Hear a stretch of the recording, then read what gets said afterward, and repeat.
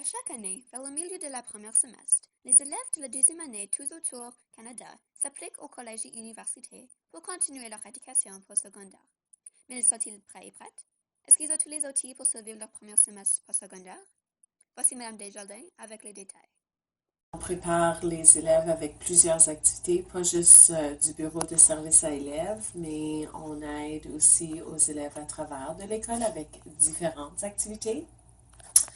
Alors, les élèves ont l'occasion de participer à une foire de choix de cours, les foires universitaires, les foires collégiales. Donc, plusieurs activités sont offertes aux élèves, comme la classe de carrière qui est un crédit obligatoire enseigné durant la 10e année. Mais est-elle vraiment utile?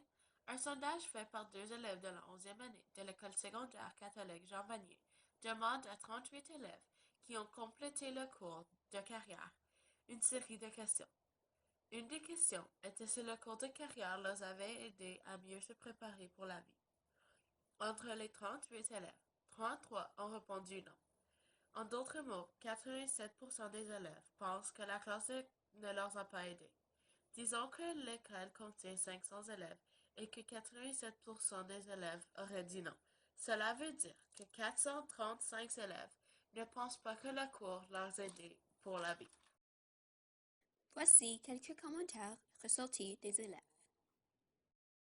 On ne sait pas comment payer les taxes et les impôts. Les enseignants ne te parlent pas de la vraie vie. On apprend des choses inutiles qu'on ne va jamais utiliser, comme le théorème de Pythagore. Je crois que je suis prêt pour le collège, mais en même temps, non. Parce que je trouve que les enseignants n'ont pas été assez difficiles. Ça va être plus dur aux universités et je me sens traité comme un bébé ici. Il ne semble pas y avoir une communication entre le ministère de la formation des collèges et des universités et le ministère de l'Éducation. La raison pour laquelle que je dis cela, c'est parce que on ne partage pas nécessairement les mêmes philosophies au niveau des évaluations. Ici au secondaire, les élèves sont évalués du niveau 1 à un niveau 4, tandis qu'aux universités et au collège, les élèves sont évalués avec des pourcentages qui veut dire plus ou moins si tu ne réalises pas une tâche au postsecondaire, c'est un échec. Tandis qu'ici, au secondaire, les élèves ont tendance à passer avec un 1 parce que les attentes et les connaissances sont limitées. Alors, je pense que ça, c'est un désavantage pour les élèves. En 2012, 69,2% des étudiants canadiennes et Canadiens âgés de 25 à 44 avaient obtenu un certificat postsecondaire.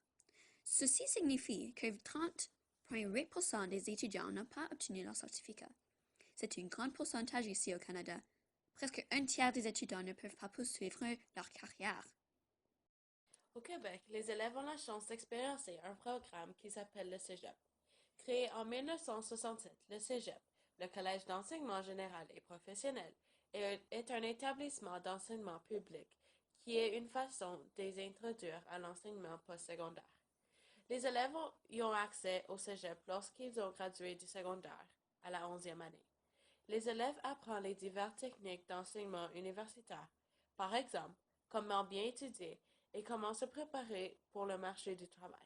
Le cégep est aussi un milieu de vie qui enrichit les vies sociales, sportives et culturelles des élèves. Donc, d'abord, il faut comprendre qu'il y a deux types de cégep. Il y a un cégep technique, qui serait l'équivalent du collège ici, et il y a un cégep préuniversitaire, qui permet évidemment d'aller à l'université par la suite.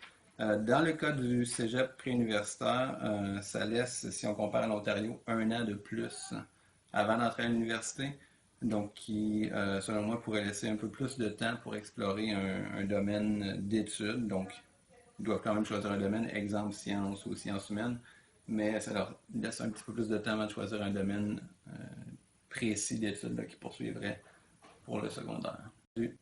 Au pays. Alors, premièrement, ça offre un petit peu plus de liberté. Je trouve que les élèves, lorsqu'ils sont rendus en 11e, 12e année, avec les heures de travail qu'ils ont au travail à temps partiel, ça convient un peu moins bien à un horaire structuré comme l'école secondaire l'est, tandis qu'au cégep, c'est un horaire où il y a des journées où ils ne travaillent pas, ou pardon, où ils n'ont pas de classe, où ils n'ont pas des cours de 8 à 2 à chaque jour, par exemple.